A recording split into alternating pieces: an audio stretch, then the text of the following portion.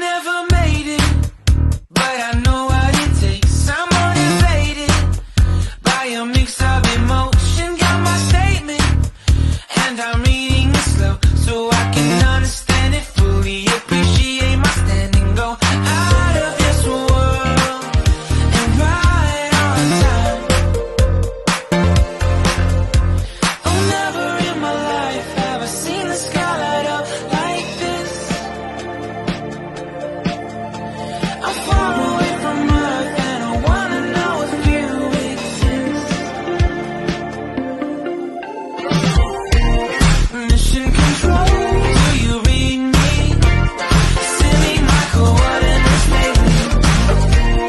Mission control, am I drifting? Tie me to someone who will love me, yeah. Wait, I think I'll last a bit longer, fine. Welcome everyone. Welcome everyone. Welcome everyone to another Ref Brandon and the Todd family YouTube video. Wherever you are, whatever you may be doing, thank you so much for making Ref Brandon and the Todd family a part of your day. We always greatly appreciate it. Happy Friday to everybody out there, looking forward to the weekend.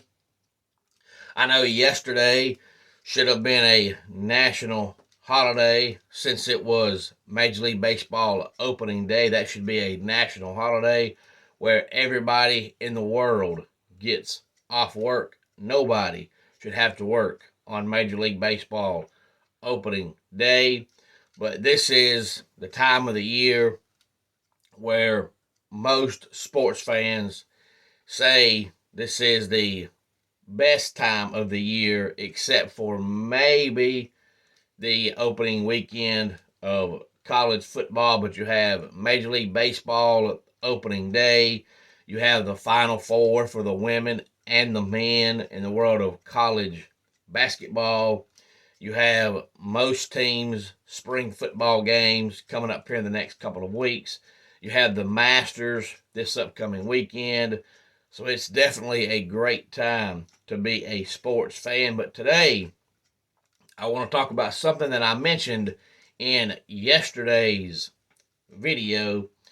And it's something that I've been thinking about for the last few days. And I feel like this would be a good idea and something that they should do, because I've mentioned it before here on the channel that a lot of times people want to talk sports and they want to make themselves sound relevant and intelligent, but they say stuff that's just flat out stupid. And they say it either because they are flat out stupid or because they want to keep talking, but they don't really have anything else to say. So they just say stuff to give themselves something else to say.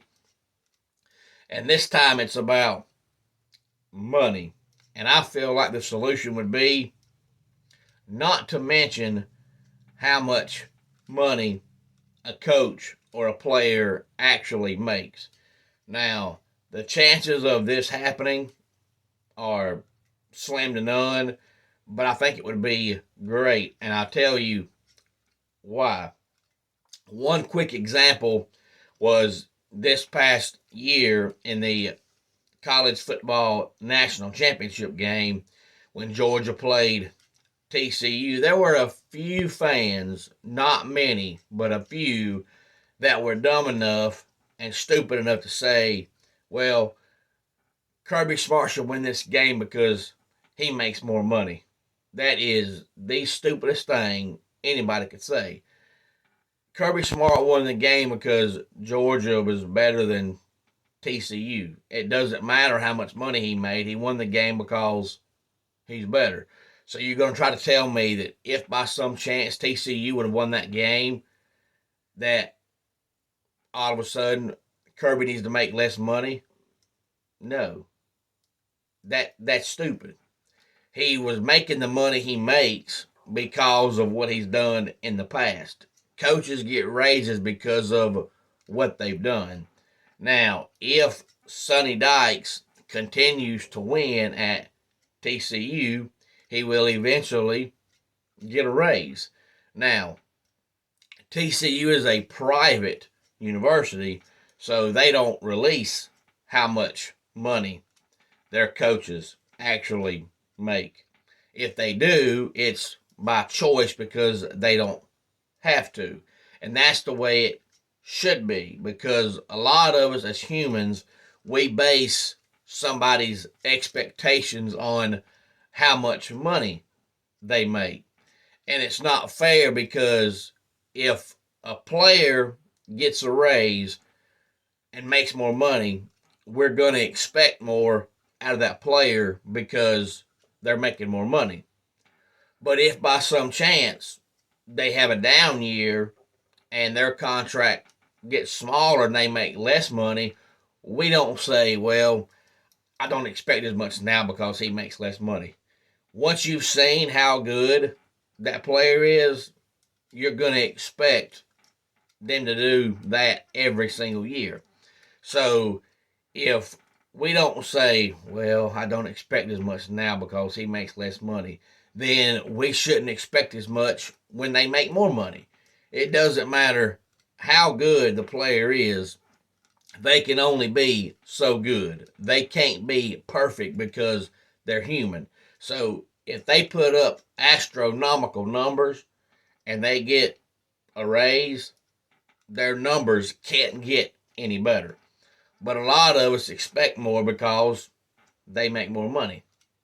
But if you don't expect less when they make less money, you shouldn't expect more when they make more money. But some people do. So I think the solution would be, don't mention how much money these players or coaches make.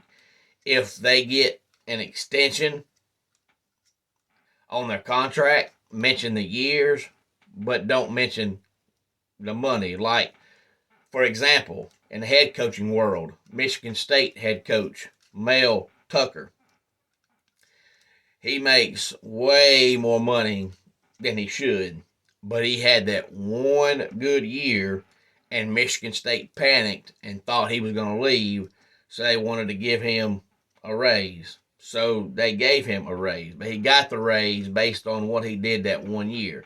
He didn't just get that raise for no known reason. He got it because of what he did that one year. But Michigan State could have easily came out and said, hey, we're giving Mel Tucker a 10-year contract extension, without mentioning the years and exactly how much money. But they mentioned the years and they mentioned the money. They could have just said, 8-year, 9-year, 10-year, whatever, and not gave details of exactly how many years and exactly how much money. And that way, nobody knows. But when people find out you get a 10-year extension and you're making $9-10 million a year, they're going to expect you to win 11, 12 games every year, even though we know Michigan State football is not going to win double-digit games every single year. It's just not going to happen. But when you see that contract, you expect that. But if you don't know how much money somebody makes, you're not going to expect that. But I know a lot of times, or at least used to be a lot of times in the real world, people that had real jobs, you're not supposed to go around and tell people how much money you make. There was a time about a decade ago where it was against the law to tell anybody how much money you made. And it may still be that way, I don't know, but I know it used to be that way, where you could not tell somebody how much money you made. And supposedly, if you got caught telling somebody how much money you made, you were in trouble because it was against the law.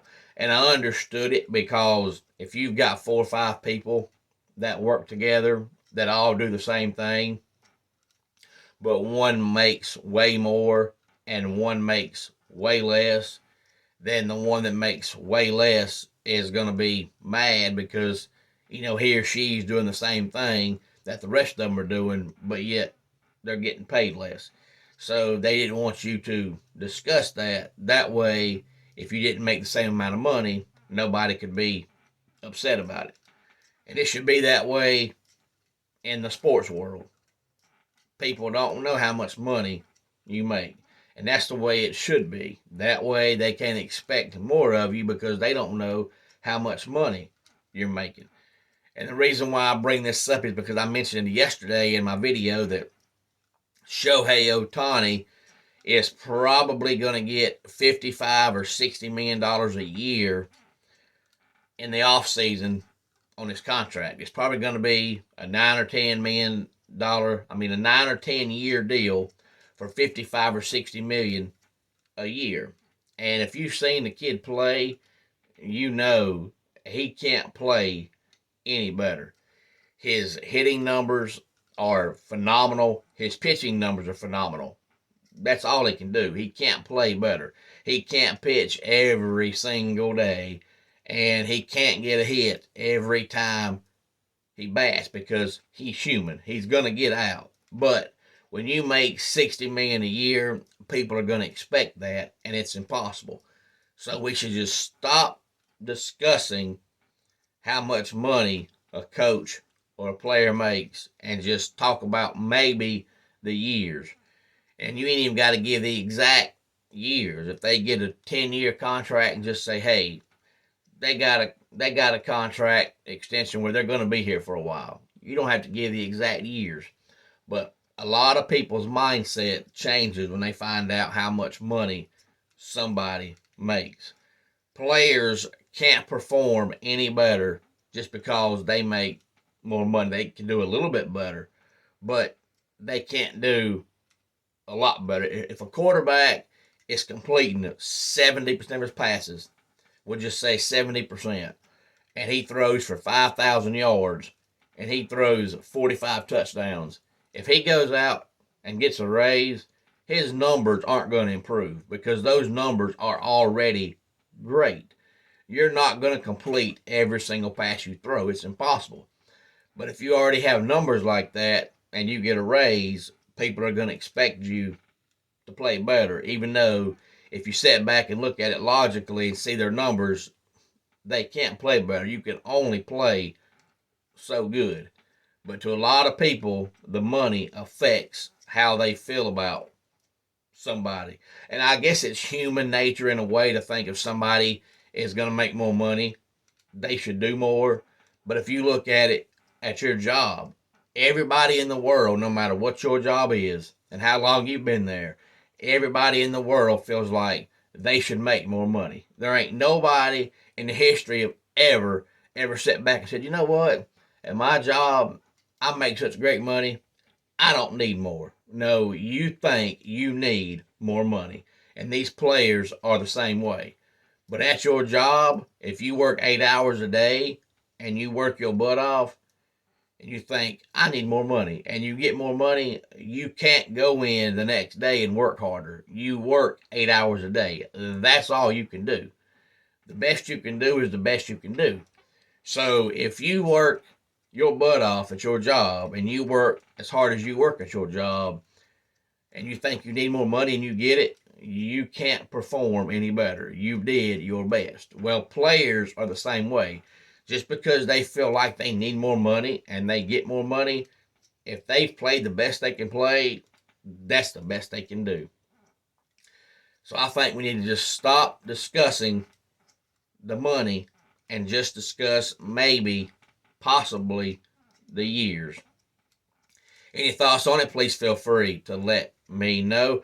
Homes for Our Troops is a publicly funded 501c nonprofit organization that builds and donates specially adapted custom homes nationwide for severely injured post 9/11 veterans. Since the 2004 inception, nearly 90 cents of every dollar spent has gone directly to our program services for veterans. Visit at hfotusa.org. Let's go ahead and get our dad joke of the day in here. What's the best kind of music to listen to when fishing? Something catchy. And that wraps it up for today's Ref Brandon and the Todd Family YouTube video. Until next time, it's Ref Brandon saying, just like in pro wrestling, Life can be over by the count of 3. Tell your friends and family how much you love them. Bye.